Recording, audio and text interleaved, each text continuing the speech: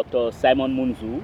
It is a pleasure having you today in this for this interview that we had long planned and we've never had time to have it. Now, the first question which I want to start right away is, what has been your role in this Anglophone struggle? Oh, well, first of all, thank you, Ellie, for this interview. And I'm glad that after so many months of putting it off, we finally come around to it. To come to your first question, without false modesty, I can claim to be one of the fathers, if not the father, of mass awakening regarding the Anglophone question. You would know that before 1993, many Anglophones acting individually or in small groups in organizations like CAM, the Free West Cameroon Movement, and other pressure groups drew attention to the Anglophone problem. And individuals like Fon Gojidinka did the same. But in terms of mass awakening, arousing mass attention to this problem, I think we all agree that it began with the first All-Anglophone Conference. And the idea of that Anglophone Conference was mooted by me to my fellow members of the Constitutional Drafting Committee of 1992-1993, namely Professor Carlson Anyangwe and Barrister Sam Ekuntang Elad. I suggested to them that since we weren't making much headway with our federalist proposal by way of dealing with the Anglophone problem in the Owona Commission, we should call a meeting of all Anglophones to discuss and endorse our position. Hence the convening of the first All-Anglophone Conference. And it was followed, of course, as you know, by the second. And since then, I would say that the general attention to this problem has progressively risen until the point where in the current crisis, it is clear to everybody that what has sustained the crisis and the momentum is the commitment of the masses of the population to this issue. So it tells you how long I have been involved with this struggle, but it has always been from one perspective and one perspective only, namely that our people were cheated of the basis on which they freely consented on the 11th of February 1961 to come to a federal union with La République du Cameroun. They didn't vote in favor of reunification without knowing what they were going into. They were given assurances that it was going to be a federal arrangement under which the two heritages will be protected. Mm-hmm. And so they came into that. Now, since then, that basis has been eroded, and I have consistently maintained that to deal with this problem, all that needs to be done and all that has to be done is for us to return to a system of government that would restore the capacity of the Anglophone territories to govern itself. Now, you made mention in the contribution that you have made in this struggle, you made mention of 2 or 3 names, Carlson Anyangwe, Elad Ekuntang, and someone like Yongbang Arnold. Now, could you please tell us where these gentlemen are as far as this struggle is concerned? Well, I wish you could put that question to themselves. I can't purport to place or situate them. But for my friend and former colleague in the University of Yaoundé, Professor Carlson Anyangwe, we all know that he is in the separatist movement right now. I think at one point he was Minister of Foreign Affairs in the interim government, if my information is correct. Barrister Sam Ekuntang Elad, I know he's in Boya. We do speak quite often to each other. I know that he hasn't spoken out openly on this issue since the crisis started. So I presume that he has chosen, while remaining a keen follower of events, he has chosen not to speak out as people would have expected someone with his history in these matters to do, but that's a matter of personal choice. Dr. Yombang, as far as I know, continues to live in Douala, but also continues to be, if you like, he has shown his sympathies, as it were, with the separatist movement, judging by some of the writings that he has put on group email that I have seen. For example, I think there's a group called Embassy Group. He does post messages there quite regularly, and I see the general trend of his messages. Good. And now, why do you still advocate federalism, given what you have just said yourself, and especially that in 1994 at the Bamenda AAC2, correct me if I'm wrong, it was agreed that should the government of Cameroon or the owner commission, should they not take into consideration your proposition, I mean the proposition of the Anglophone group then that you were part of, and I think you were the spokesperson, the Southern Cameroon National Council should proclaim the independence of Southern Cameroon. And why are you still a die-hard federalist while the situation is no longer favorable? Right. I'm glad you asked me that question, and it has been asked several times, especially, I mean, I think that's one of the things that the separatists purport to hold against me, especially since I was the person who read the Bamenda Proclamation as spokesperson of the SCNC at the time. But I have always said, and I take the opportunity of this question now to say again, to explain yet again, that the Bamenda Proclamation was a compromise between the Ambazonians whom we had even then, who on that day in May 1994 wanted the restoration of the independence of Southern Cameroons to be proclaimed there and then. On the other, in the other camp were the Federalists, including myself, who said for us to sort out the Anglophone problem, we don't need to go as far as separation or secession or whatever term we want to give it, and that it would be enough to restore the basis on which the two territories came together, namely a federal arrangement. So as a compromise, the proclamation was crafted in such a way that in favor of the Federalists, we said that we were giving the government a reasonable time to respond to our demand for the restoration of the federal system. And then towards making a nudge towards the separatists, we said, well, if that reasonable time expired and the demand was not satisfied, then the SCNC could constitute itself turn itself into a constituent assembly without any need to summon or convene AAC3 and proclaim the restoration of the independence of Southern Cameroons. And we said, and defend it by all means necessary. Now, that did not change the fact that amongst us, there were Federalists and there were separatists. Now, it turned out that almost, it has taken, if you like, if the separatists came to the conclusion that a reasonable time had expired, it has taken them more than 25 years to effectively proclaim and defend the restoration of the independence of Southern Cameroons. Now, if that is what they've embarked upon to do, I have never said that, I've never challenged their right to do so, okay? And I presume that's what they are doing. But it has to be recognized that they are doing it consistent with their position all along that they wanted the separation of these two territories. And just as in 1993, there were those of us who were opposed to that.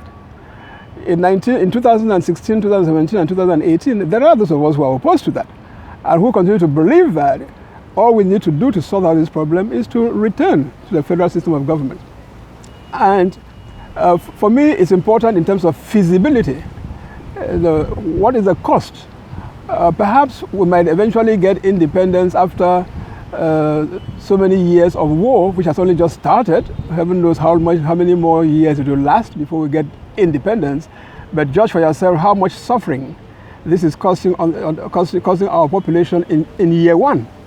By the time it gets to 5 years, 10 years, 20 years, perhaps without getting the result, because don't forget there are territories in the world which have been fighting for independence for their people against a government which they say they want to leave, and who 40 years later are still fighting. So if that is their choice, I have never challenged them. They make it and they take responsibility for it.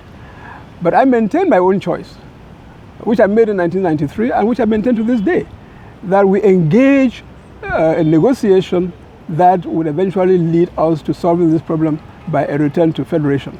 And I believe that the international community, which oversaw the arrangement by which our people negotiated a federation, would be willing to testify that they were witnesses to that, testify that this has been eroded, and perhaps cooperate with us today to restore that. I cannot imagine that the international community would cooperate with the secessionists, the separatists, to break Cameroon up. So on both ideological and pragmatic grounds, I am a federalist and I remain a federalist. Now, I would only have wished that the separatists respect that position, just as we respect theirs, which they are pursuing today. Even though we don't approve of it, but at least we respect it. So they should at least respect our position and pursue their lane, which is a separatist lane, and take it wherever they want to go, but allow us to pursue the federalist lane, and we go wherever it wants to go. Who knows whose lane might get us faster to the finishing line? Perhaps the federalist lane. And therefore, I have never understood their hostility towards me just for taking a position that I have always taken. Okay, before we come to the hostility that they have against you, which is kind of visceral hatred against you, don't you think that somewhere or somehow they are being vindicated, because in spite of all your effort for negotiation, the central government seems not to give an ear to the position that you have been fighting for? No, I agree that it can be frustrating, and I can tell you, Ellie, it has been very frustrating for me personally, because I continue to believe that that is the way to go, a negotiated settlement of this problem. It's not going to happen anywhere else.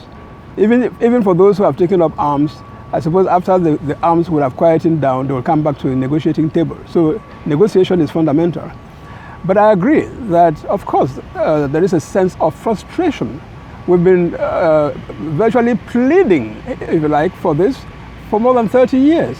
However, I draw sustenance from the fact that I see a qualitative difference between the situation as it was in 1993, 1994, and what it is today.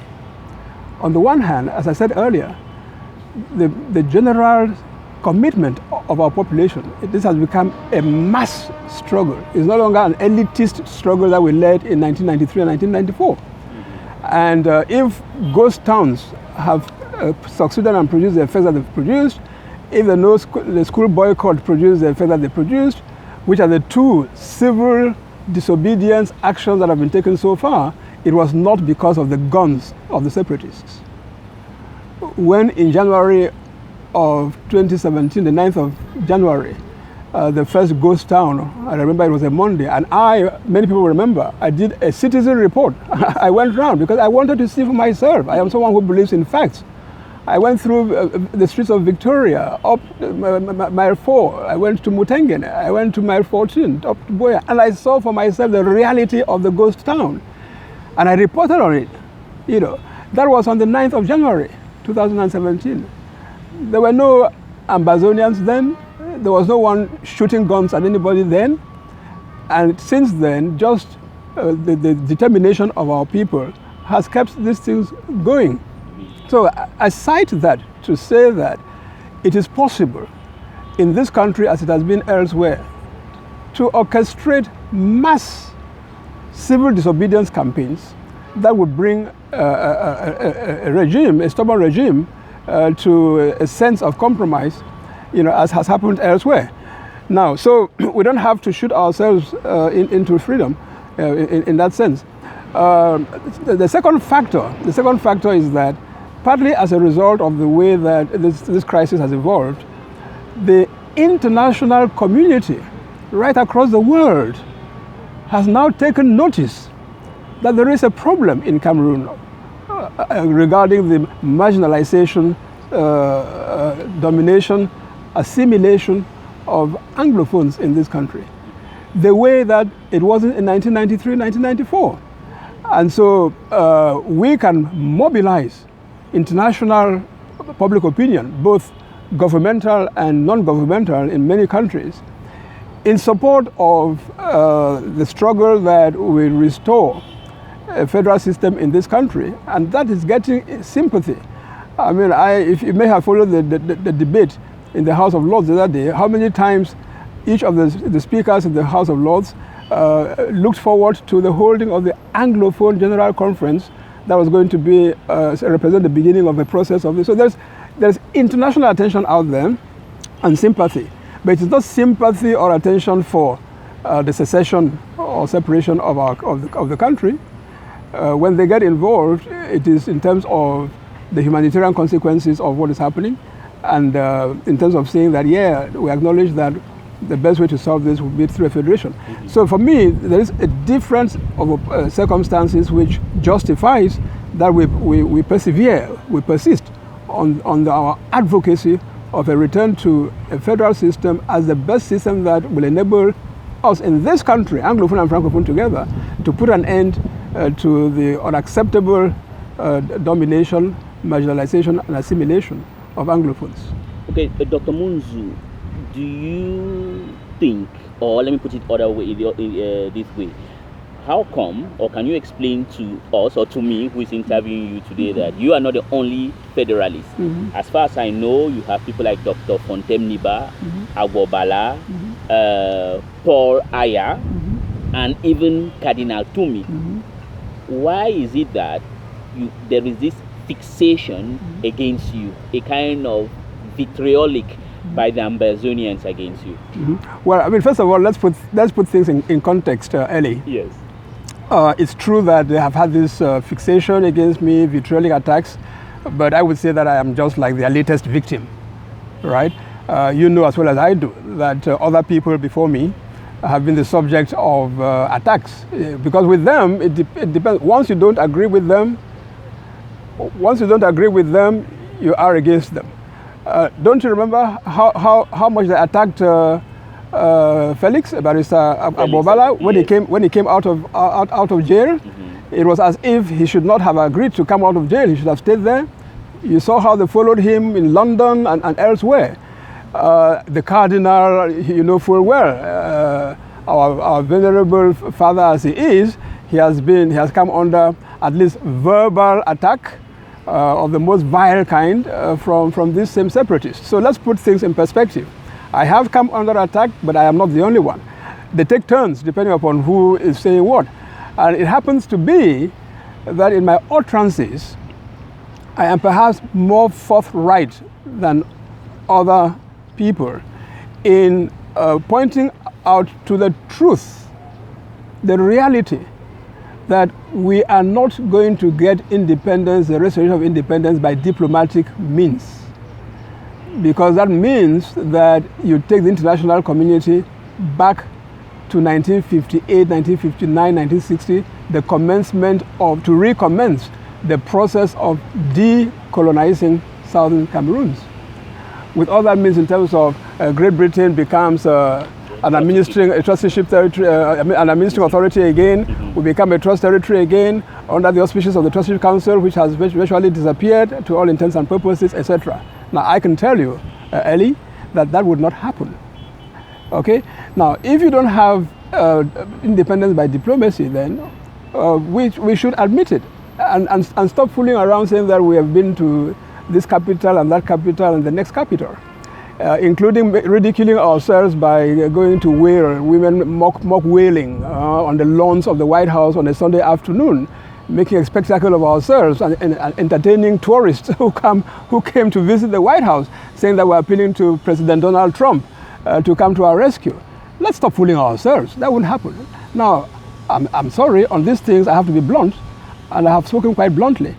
Similarly, when we come to the military option, again, I mean, how convincing is this? There are people on the ground, yes. They say that in Atlanta in July of 2017, I said that if we wanted independence, it can only come by war. I did say so, because if it's not by diplomacy, it can only be by war. Okay? And as if some of them say, well, now we've shown you that we can do it by war. And what more would you say? Well, let's be careful. First of all, the toll is very high. We don't know how long it will last. And there is no guarantee that after that long toll, we would have independence. And now, given this type of frosty relationship that you've had with the independentists who now tag themselves Ambazonians, do you consider them as your enemies, or you just think they are a bunch of ignorant people and you have no grudge against them? No, certainly I don't consider them as my enemies at all. I have no grudge against them. I only regret that they don't know me, they don't understand me, and that they've made no effort to know or understand me. Now, I am a federalist, but also especially a Democrat. I am an adept, a believer in the force of argument as opposed to the argument of force, and I practice it, So I would allow everybody their own space, and from that perspective, I do allow them their own space. They've made their choices. They are not choices that I share, but I acknowledge that those are their choices. So can they also just be courteous and polite and tolerant enough